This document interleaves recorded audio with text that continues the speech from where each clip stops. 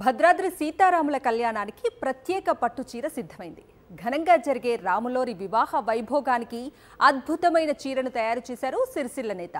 బంగారు వెండి పట్టుదారాలతో సీతమ్మ కోసం తయారైన ఆ చీర సోయగం, దాని ప్రత్యేకతలు ఏంటో మీరు చూసేయండి. భద్రాచలం శ్రీ సీతారామచంద్రస్వామి ఆలయంలో జరిగే కళ్యాణ వేడుకలు ఎంతో ప్రత్యేకం. ఈ ఏడాది కళ్యాణానికి సీతమ్మ కోసం సిరిసిల్ల నేతన్న బంగారు పట్టు చీరను నేశాడు. చీరలు కొంగొత్తగా ఆకర్షణీయంగా నేయడంలో గుర్తింపు పొందిన చేనేత కళాకారులు వెల్ది హరిప్రసాద్ మరో నూతన ఆవిష్కరణ చేశాడు.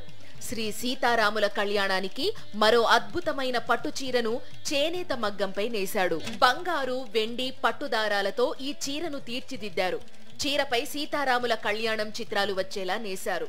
అలాగే అంచులను భద్రాద్రి ఆలయంలో ఉన్నప్పటి శ్రీ సీతారాముల ప్రతిరూపాలు వచ్చే విధంగా రూపొందించారు.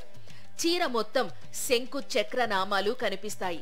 జై శ్రీరామని అక్షరాలతో చీర బార్డర్ ను అందంగా తీర్చిదిద్దారు. ప్రతి సంవత్సరం సీతమ్మ వారికి పట్టు చీర పంపడం ఆనవాయితీ. ఇందులో భాగంగానే 6 రోజుల పాటు చేనేత మగ్గంపై శ్రమించి అద్భుతమైన పట్టు చీరను తయారు చేశారు. దీని బరువు 800 గ్రాములు. ఇందులో 2 గ్రాముల బంగారం, 150 గ్రాముల వెండి పట్టుదారాలను ఉపయోగించారు. చీర కొంగులోనూ సీతారాముల కళ్యాణం ప్రతిమ వచ్చేలా నేయడం విశేషం. శ్రీరామనవమి సందర్భంగా సీతారాముల కళ్యాణానికి మా సిరిసిల్ల నేతన్నల తరపున పట్టు చీర నేయాలన్న ఉద్దేశంతో చీర నేయడం జరిగింది. ఈ చీర కొంగులో సీతారాముల కళ్యాణం మరియు చీర కింది బార్డర్లో భద్రాద్రి సీతారాముల ప్రతిరూపం, పై బార్డర్లో జై శ్రీరామ్. చీర మొత్తం శంకుచక్ర నామాలు వచ్చే విధంగా ఈ చీరను నేసినాను. ఈ చీర బరువు 800 గ్రాములు ఉంటుంది. ఈ చీరలో 2 గ్రాముల గోల్డ్ మరియు 150 గ్రాముల వెండి ఉపయోగించి పట్టుదారాన్ని ఉపయోగించి ఈ చీరను నేసినాను. ఈ నెల 17న భద్రాద్రి సీతారాముల కళ్యాణోత్సవం జరగనుంది.